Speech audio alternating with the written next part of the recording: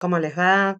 Bienvenidos a otro programa de Becha, experta en ser dejada. Hoy vamos a empezar a trabajar la primera parte de un tema bastante complejo, pero también bastante necesario de poder abordar, porque necesitamos pensar y construir herramientas y poder prevenir estas situaciones y poder estar alerta a los indicadores, ¿sí? Así que el abuso sexual infantil. Ante todo, lo que quiero decir es que este es un programa de divulgación de la psicología eh, que quiere tender un diálogo con ustedes acerca de la bibliografía, acerca del campo de la clínica, eh, y básicamente apela al campo de lo intelectual, al campo del pensamiento. ¿Qué significa esto? Que no es un espacio de contención a víctimas de este tipo de delitos, ¿no? De violencia sexual. En mis 25 años de trabajo, hace 20 que sí trabajo en la problemática y es por eso que me animo a preparar un video para trabajar la temática. Y por respeto a esa práctica, por respeto a las víctimas, no va a ser este un programa que sea abordado de esa perspectiva. Por lo tanto, advierto que puede ser que diga cosas que hieran la susceptibilidad y en ese sentido apelo a que puedan pensar si están en condiciones o no de exponerse a estos estímulos de trabajo y del pensamiento. Dicho esto, bueno, pasamos a abordar el tema.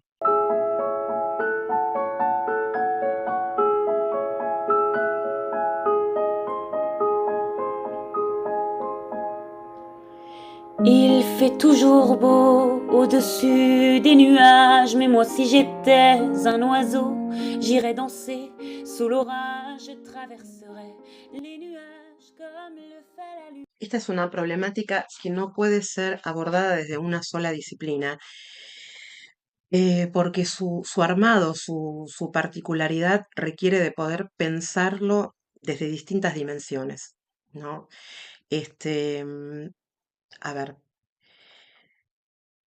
la sexualidad humana, en los años 80, 90, desde el campo de la psicología, empezó a pensarse, bueno, sabemos que Freud escribió en el siglo XIX, pero digamos que a mediados del siglo XX casi todo el mundo occidental estaba influenciado por la dimensión de la psicología, del psicoanálisis freudiano y de cómo pensaba la sexualidad. Ya en tres ensayos em, para una teoría sexual, Freud hablaba de las parafilias y también Krafft-Ebing y algunos otros psiquiatras y autores de la escuela alemana habían abordado el tema de los perversos, ¿no? Em, Razón por la cual no es un tema que no se trabajara, pero no es solamente un tema clínico, sino que cuando hablamos de la cuestión del abuso, tenemos que pensar el elemento cultural. Si bien Freud nos viene a plantear que la sexualidad humana no es solamente lo biológico, sino que es muy importante tener en cuenta los aspectos culturales, la verdad que los psicólogos nos pasamos al otro polo y la sexualidad no es sin cultura, pero tampoco es sin biología. Sí, esto es algo como muy importante. Y en esto vamos a encontrar explicaciones a un montón de fenómenos cuando abordamos la problemática. En su mayoría, quienes cometen delito de abuso sexual infantil sabemos que son varones. No es que no haya mujeres, pero en su mayoría son varones. Esto tiene que ver con un aspecto cultural, por supuesto que tiene que ver con un aspecto cultural, con un modelo patriarcal, por supuesto que sí. Pero también tenemos que pensar el tema de la biología. Es importantísimo pensar en la construcción del cuerpo del varón, en la construcción del elemento fantasioso de los varones, no solamente en su entramado con lo cultural. Esto es importante, ¿no? Por otro lado, la estructura de la familia. Si nosotros sabemos que estadísticamente el abuso sexual infantil en la mayoría de los casos es cometido por alguien que es de la familia, por eso hablamos de abuso sexual infantil intrafamiliar, o por lo menos, cuando no es en ese caso, es de alguien cercano al niño. ¿Y esto por qué? Porque debemos diferenciar a un violador, a alguien que viola a otra persona, que en este caso estamos pensando a un niño o una niña, de aquel que comete una situación de abuso, ¿sí? No es lo mismo el asalto en la vía pública, que generalmente es un delito que sucede con mujeres.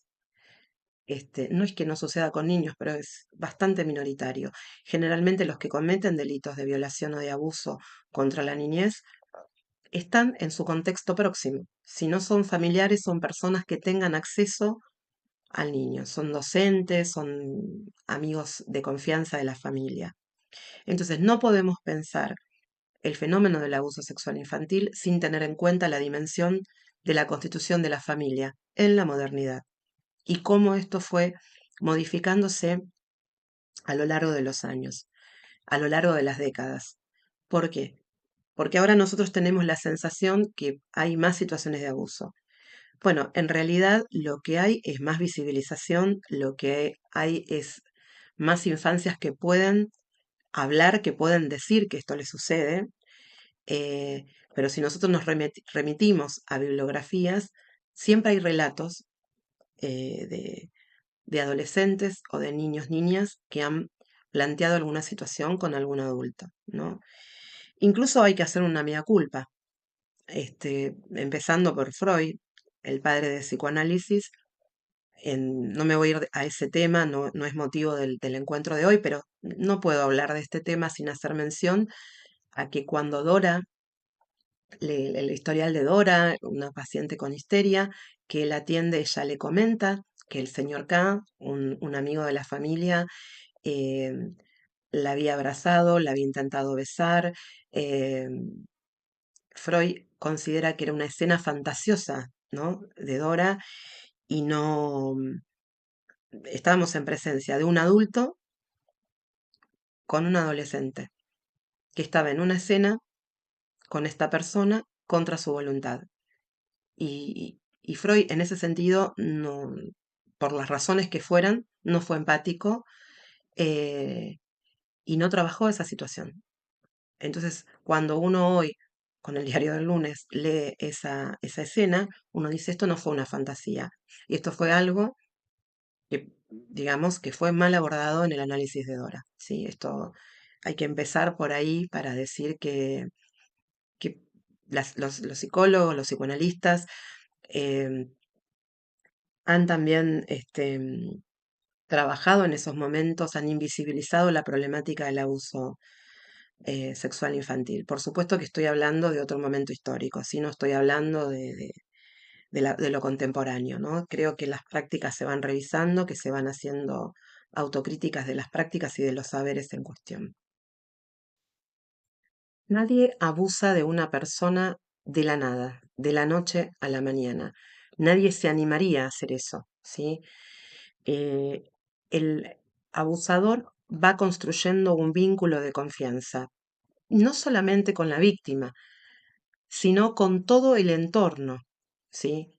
Por eso cuando hay una situación de abuso, además de haber un daño hacia la víctima, claramente quien recibe el daño mayor, hay un daño a todas las personas que están rodeando esa situación, ¿sí? Hay algo, hay un contrato tácito que se viola, que falla en esta relación que se tiene con el otro, donde uno arma una conexión, en donde uno cree en el otro, en donde uno va construyendo acciones, va compartiendo momentos, ¿sí?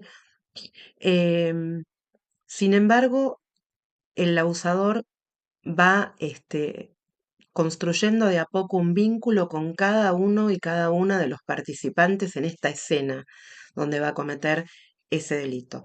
A nivel clínico, bueno, hay algunos abusadores que tienen claramente una estructura perversa, hay otros que tienen una estructura de trastorno límite y hay otros con una estructura psicótica.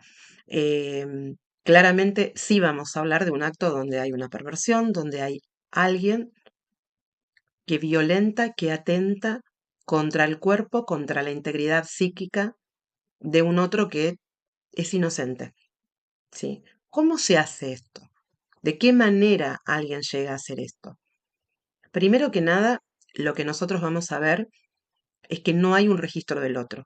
No es el único caso En los actos perversos, ahora estamos hablando de un tipo de acto perverso, pero en los actos perversos en general, la otra parte no es considerada una persona, no es considerada en su estructura subjetiva. El otro es una cosa. El otro es una cosa, por lo tanto es algo que yo puedo tomar para satisfacerme. Entonces no registro ni su dolor, no necesito de su saber, de su consentimiento, de su voluntad. eh, no puedo valorar tampoco su inocencia. Hay algo que también es muy importante y por esto el valor de la cultura. Nosotros en la cultura valoramos muchísimo las estrategias de seducción, a tal punto que, bueno, uno se siente incómodo al hablar mal de la seducción. Si nosotros pensamos que con la instalación del capitalismo, la seducción donde opera perfectamente es en la publicidad, es en el intercambio de bienes económicos donde nos venden cosas que no necesitamos, ¿no? Si hay algo que nos puede hablar de la seducción, es la publicidad, ¿no? Lo que nosotros vamos a ver es muy difícil que no veamos un abusador que no sea un gran seductor, porque es aquel que observa la situación, que se propone como aquel que nos puede ayudar, que nos puede dar una mano, em, que es simpático, que siempre está bien, qué buena persona esta, ¿no? Siempre me hace un favor, qué paciencia que tiene con los chicos. eh, la verdad, una persona que siempre está con buena onda, que está con optimismo. La mayoría de los abusadores, vamos a ver que tienen este perfil, ¿sí? Entonces, las madres, cuando algo de esto pasa, lo primero que se sienten es sorprendidas. Pero no es que el abusador no dio indicadores. Lo que pasa que no siempre se trabaja en la prevención de este tipo de delitos. Y además hay otra cosa, que no podemos pensar este tipo de acciones sin tener en cuenta la moral de la época. Entonces, yo por lo menos como psicóloga, en un montón de situaciones que he tratado de prevenir esto, me he sentido muy incómoda a la hora de dar algún consejo o alguna sugerencia a alguna paciente que he tenido en relación al cuidado de los chicos, en relación a con quién se dejan los chicos, porque parece ser que está mal que uno pueda advertir ciertas cuestiones. Pero esto tiene que ver con que hay una ética del comportamiento, que hay ciertas cuestiones que el ser humano contemporáneo para poder vivir en sociedad necesita, precisamente porque tenemos una biología, precisamente porque somos animales mamíferos y tenemos para poder funcionar adecuadamente ciertos parámetros. Entonces, el espacio y el tiempo resultan fundamentales. Es un poco antipático y, y va en contra de la moral de la época por ahí decir estas cosas, pero es importante tenerla en cuenta. El seductor es aquel que ofrece lo que a nosotros nos está faltando. Por lo tanto, ¿cómo seduzco a un infante? Lo seduzco, depende en qué edad tiene. No es lo mismo si tiene 4 años que si tiene 8, que si tiene 12, ¿sí? Pero va a haber una estrategia de seducción específica. Habrá algunos que los voy a seducir enseñándoles a andar en bicicleta, habrá otros que los voy a seducir con juguetes, habrá otros que los voy a seducir con diversión.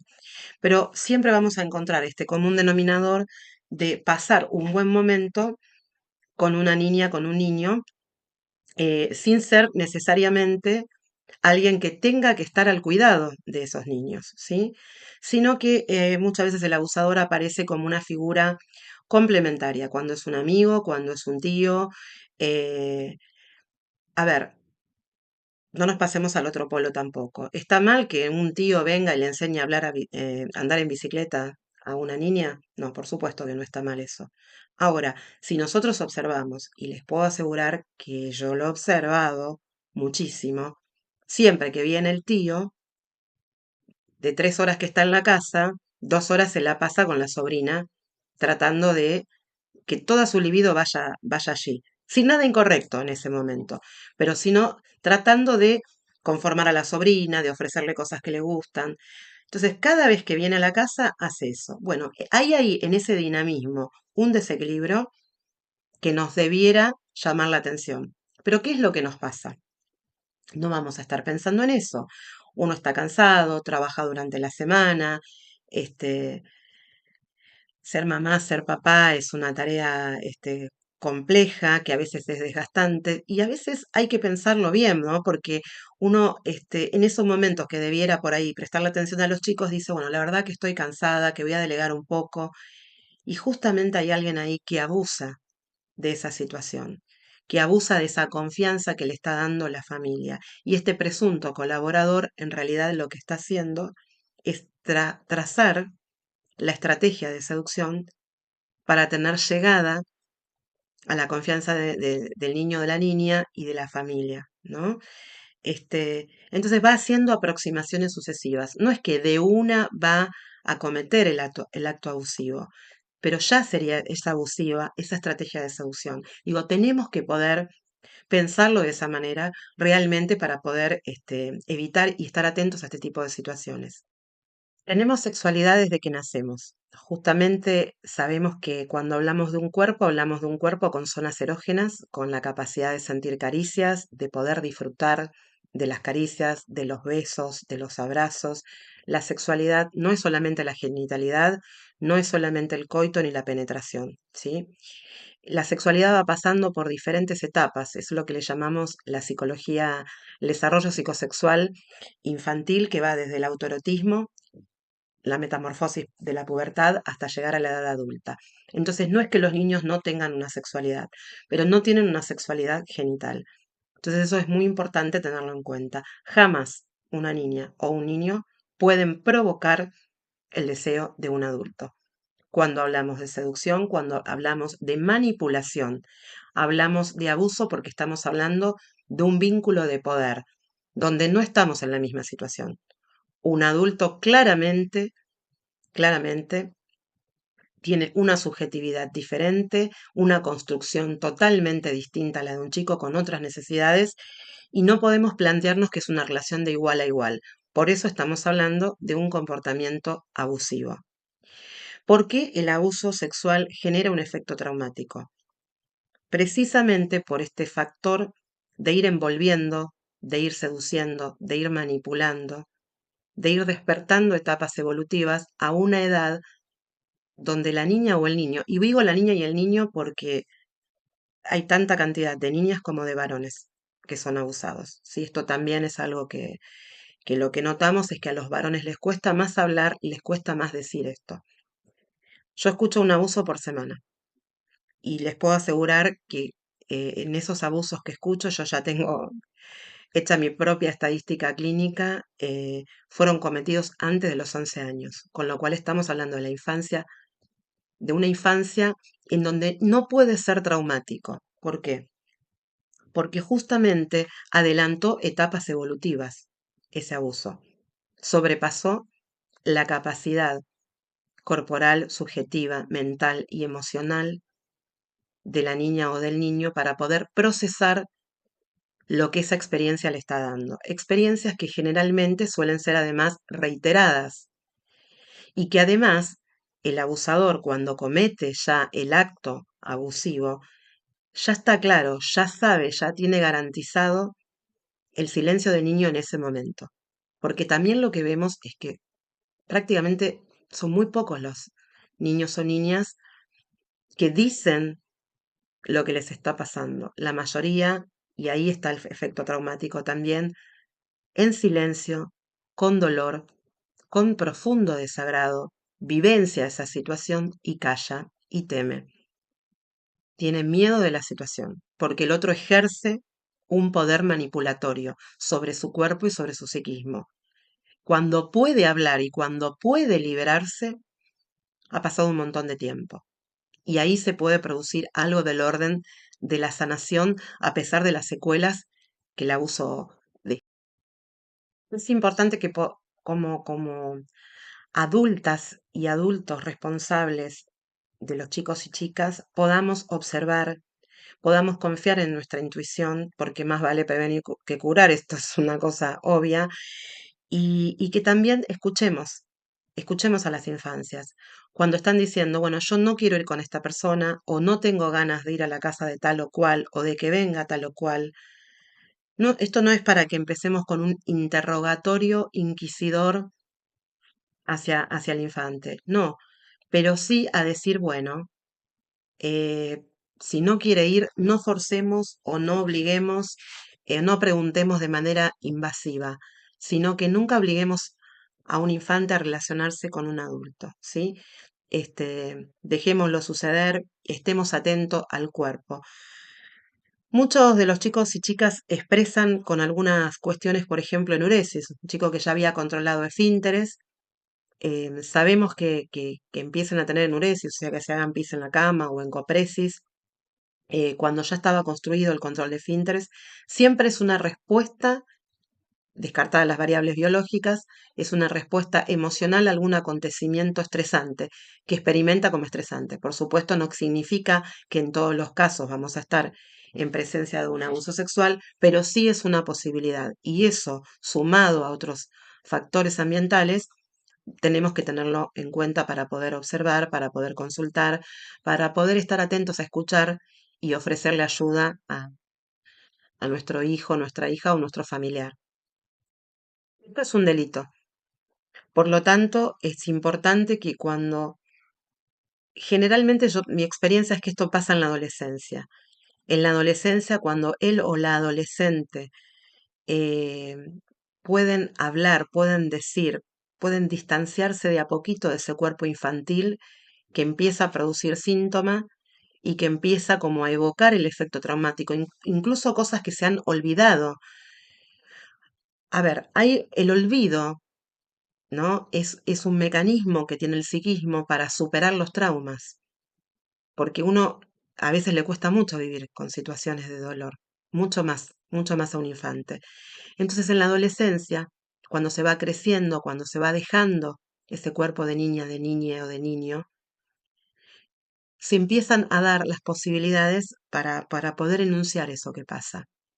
Entonces, además, sabemos que en la adolescencia se da ese tránsito de lo endogámico a lo exogámico. Dejan de estar con su familia para pasar a estar con otros adultos. Entonces, a veces en la escuela secundaria, con los talleres de ESI, es habitual que cuando se da una clase, que cuando se da algo, los adolescentes empiecen a tener otros adultos de confianza y empiezan a hablar y empiezan a contar lo que les pasa. Esto es muy importante poder creer. Cuando la escuela llama a la madre, al padre, al tío, al que fuera el diferente, porque a veces hay padres que abusan de sus hijas, ¿no? Esto también hemos visto. Ahora vamos a pasar a eso brevemente. Em, es importante poder creer.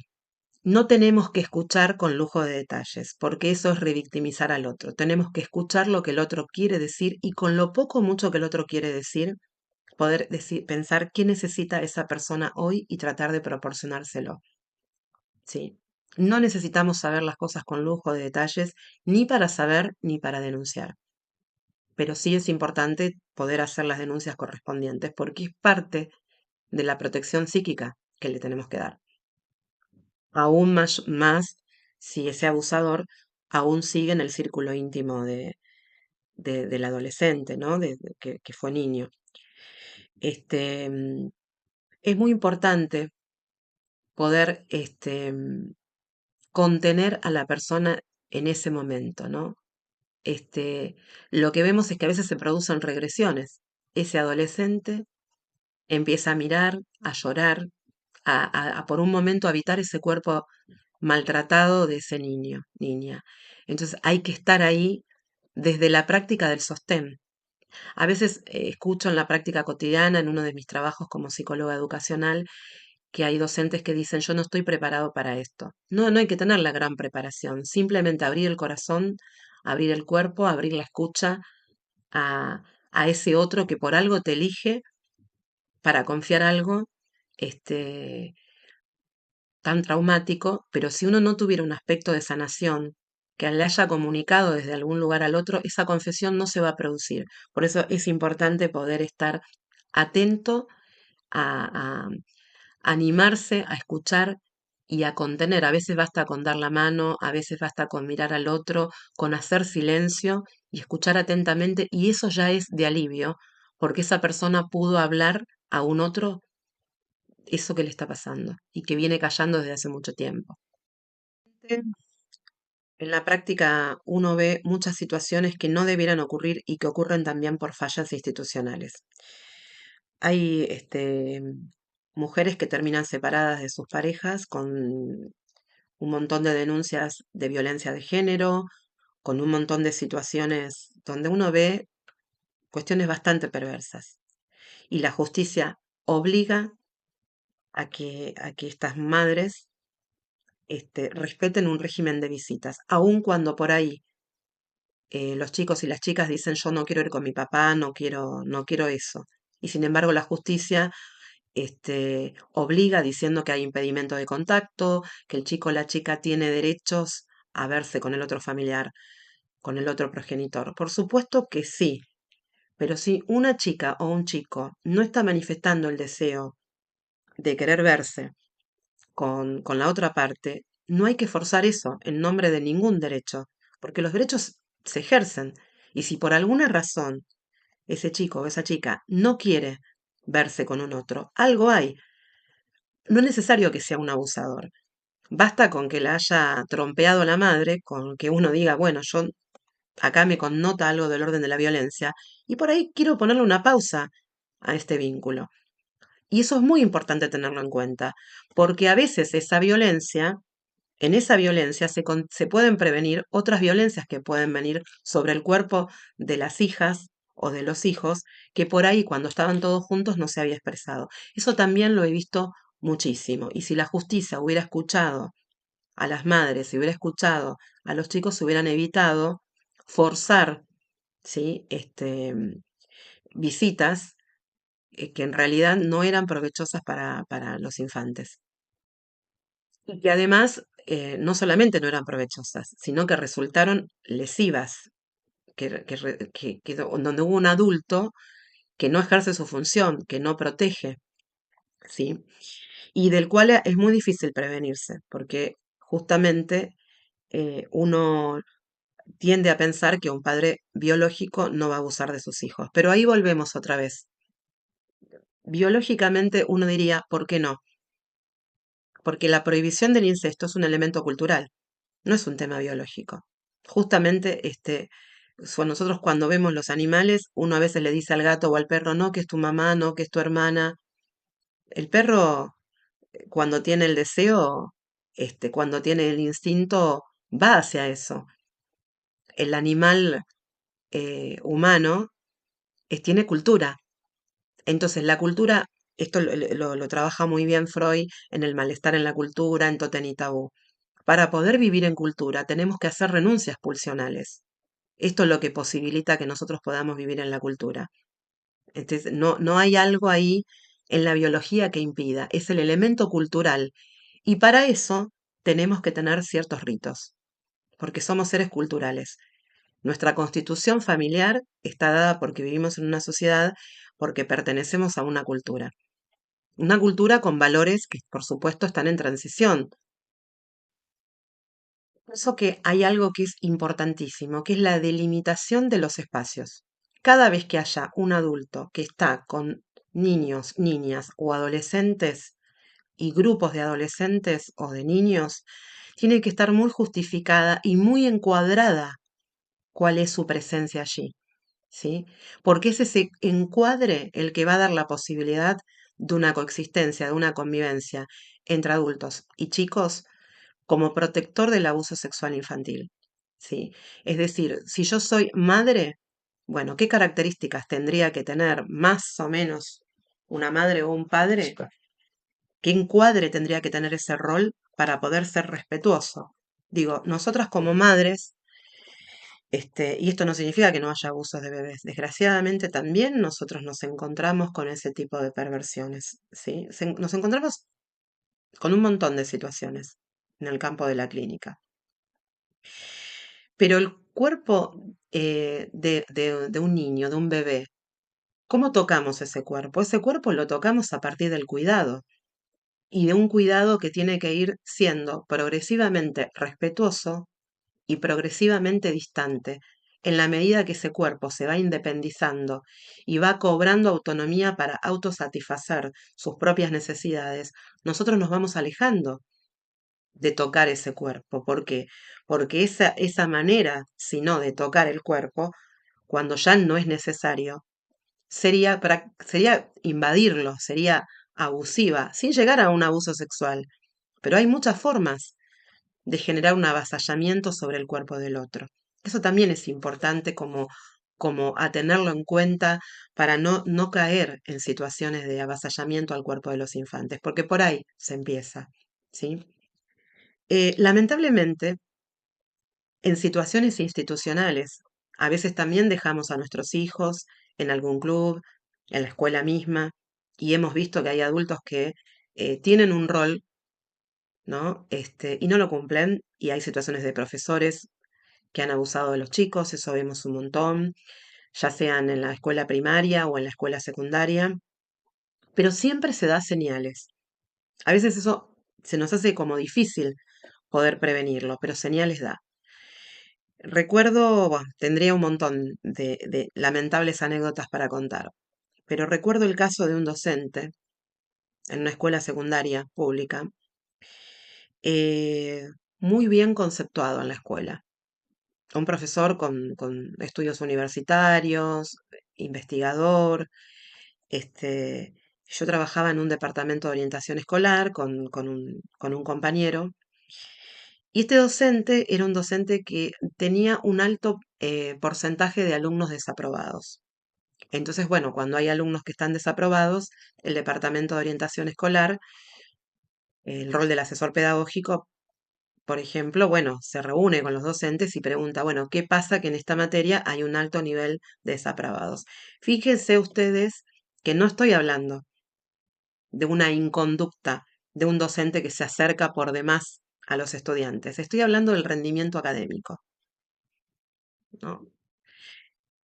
Entonces, cuando entrevistamos cuando le comentamos a los estudiantes qué pasaba con este docente, que no era una materia tan difícil, pero todos lo desaprobaban, los varones nos decían que el docente les hacía chistes, como que se burlaba, como que siempre los tomaba de punto a los varones. Y a las chicas era como que había una especie de seducción que no era clara, pero que por momentos se tornaba como agresiva. Las chicas decían, el profesor me incomoda, y no podían precisar por qué incomodaba. Bueno, cuando hay incomodidad, algo hay que hay que revisar, ¿no? Entonces, bueno, hablábamos con los compañeros del Departamento de Orientación Escolar y decíamos, bueno, acá hay algo con este docente, acá hay algo. Y quedaba en que acá hay algo porque no teníamos ningún elemento concreto, no podíamos más que estar observando la situación. Bueno, ocurre la pandemia. En la pandemia, bueno, la pandemia fue tremenda porque pasaron cosas insólitas. Por ejemplo, que los profesores y profesoras tuvieran el acceso a, a los teléfonos de los estudiantes, porque se daban clases virtuales, o a los mails, porque se dan Meet. Y este docente, abusándose de esa situación en particular, le había mandado videos masturbándose a varias estudiantes con propuestas. Entonces, a ver, ahí sí, cuando viene una madre a traer eso, el docente, por supuesto, se le inició un sumario, inmediatamente quedó desafectado de la escuela. Pero antes de eso, ya había dado indicadores de que algo en el encuadre de relación con los estudiantes no estaba bien, tanto con los varones como con las chicas. ¿Pero por qué? Porque con los varones competía y con las chicas establecía una relación de seducción, que como no podía pasar a otro plano, tomaba el plano de la hostilidad, tomaba el plano de la agresión. ¿Sí? Si no hubiese ocurrido esa situación, no sabemos si se hubiese pasado a ese plano o no, porque estábamos ahí todos como muy atentos. Lamentablemente no pudimos evitar esa situación, pero se los cuento para que vean también cómo es difícil poder prevenir, pero siempre se da alertas, siempre se dan situaciones.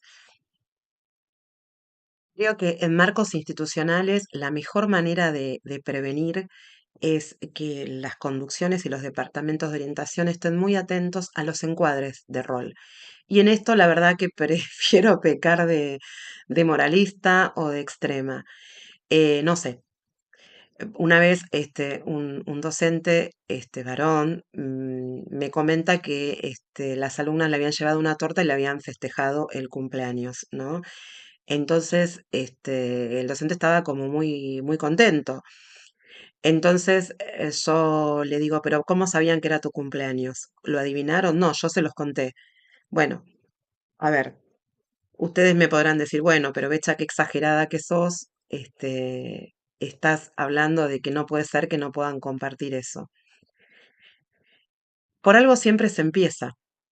Es decir, que nosotros, por ejemplo, en nuestra relación de psicólogos, en las distintas orientaciones, cuando contamos algo personal o inventamos que nos pasa algo personal, porque está la sistémica narrativista, donde uno tiene que hacer por ahí un modelado y tiene que decir algo, a veces las cosas que le decimos al paciente no son verdad, ya ahí tenemos una distancia, ¿no?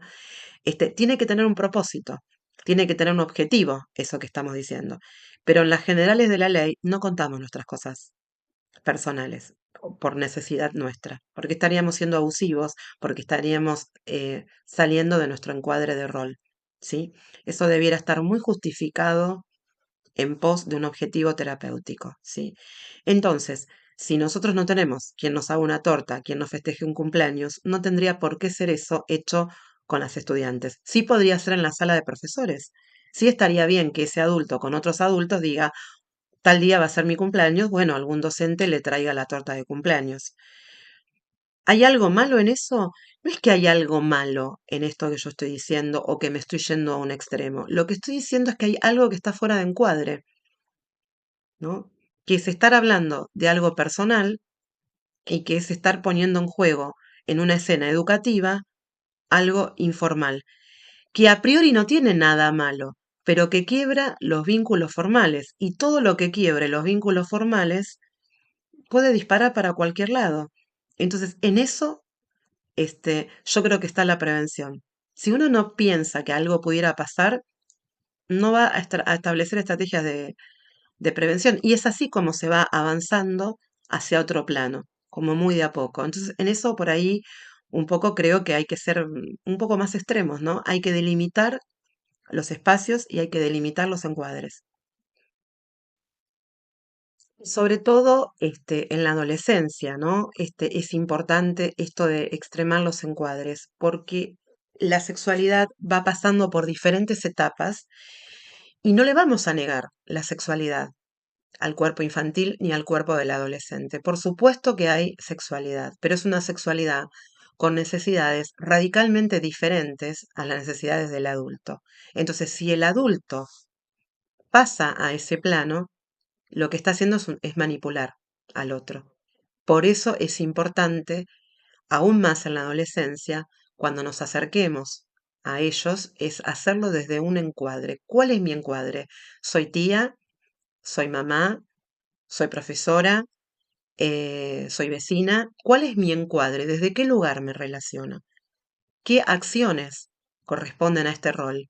¿Y qué acciones no corresponden a este rol? Esto es importante para los adultos que están cerca de niños o adolescentes o también para los cuidadores de estos niños y adolescentes que están ahí acompañando y regulando y observando. Esto es muy importante, ¿sí?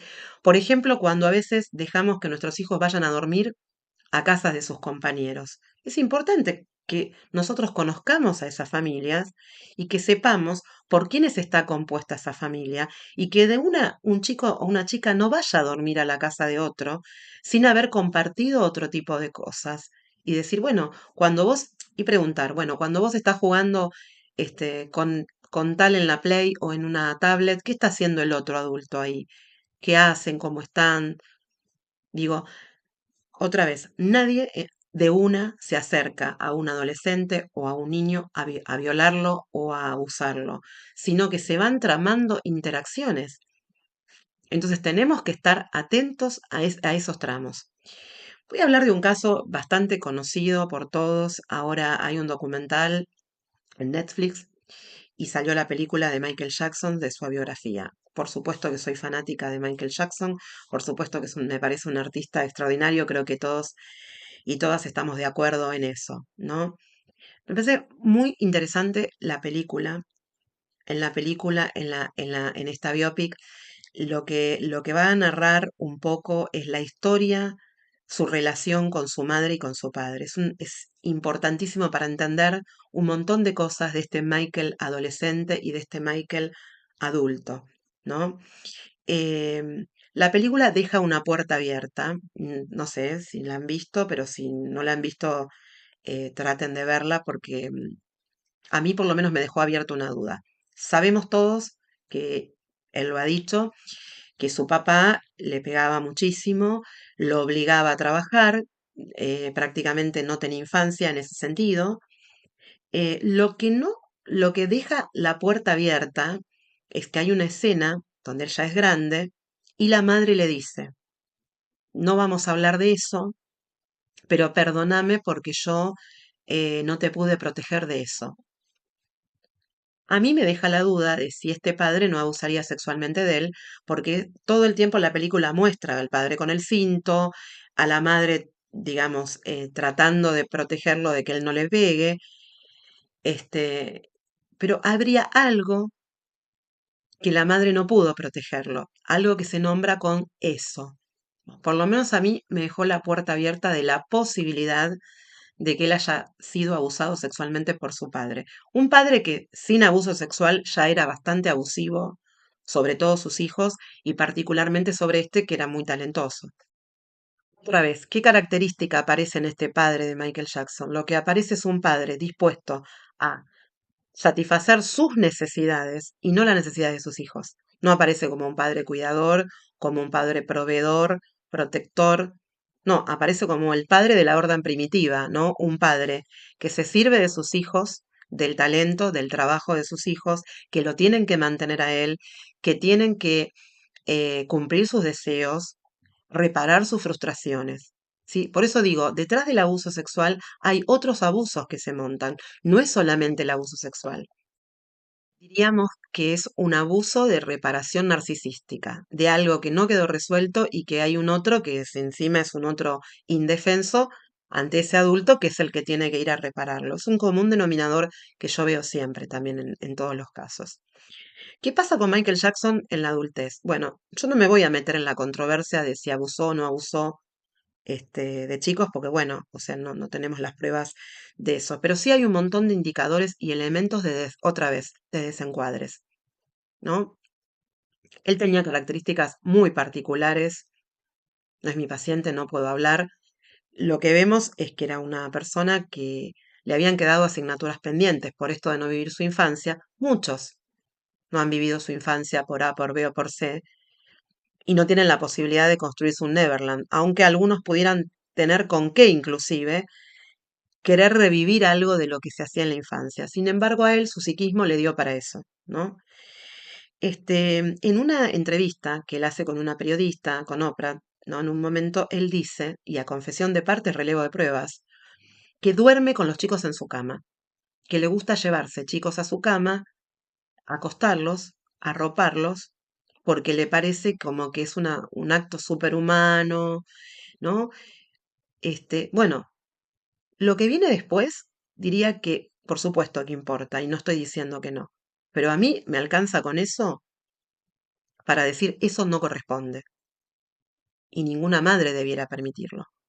El común denominador que tenían estos tres casos por los que se genera el juicio eran familias de alguna clase de vulnerabilidad, o chicos que habían tenido cáncer y él pagó los tratamientos, o hogares monoparentales, ¿no? O sea, ¿qué necesidad hay de que estos chicos fueran a Neverland y las madres durmieran en una casa y ellos durmieran en la cama con Michael Jackson, ¿no? O sea, no hay ninguna necesidad.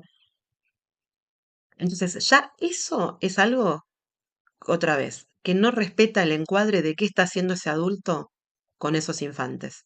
Es decir, no necesitamos de un abuso sexual para saber que eso es abusivo, que eso es incorrecto y que es un atropello ante el cuerpo del otro. Entonces, como digo siempre, a veces no necesitamos saber cuáles son los detalles. Sabemos que eso fue abusivo. O el chico lo puede haber experimentado con placer, el chico puede haber dicho a mí eso no me hizo mal, el chico puede haber dicho no me obligó a nada, pero eso ya es algo que no debiera suceder.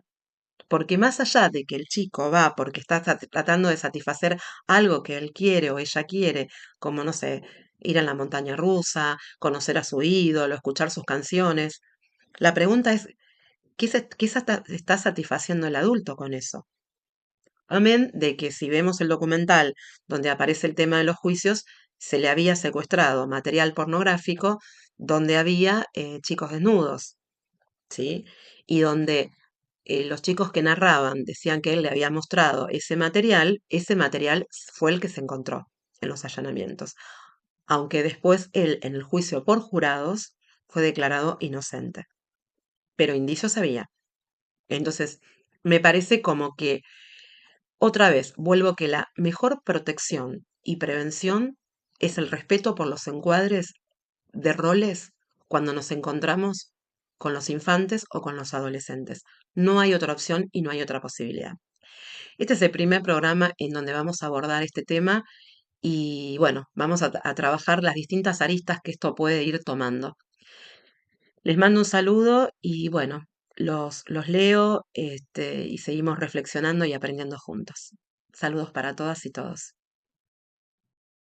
Il fait toujours beau au-dessus des nuages, mais moi si j'étais un oiseau, j'irais danser sous l'orage, je traverserais les nuages comme le fait la lumière, j'écouterais sous la pluie la symphonie des éclairs.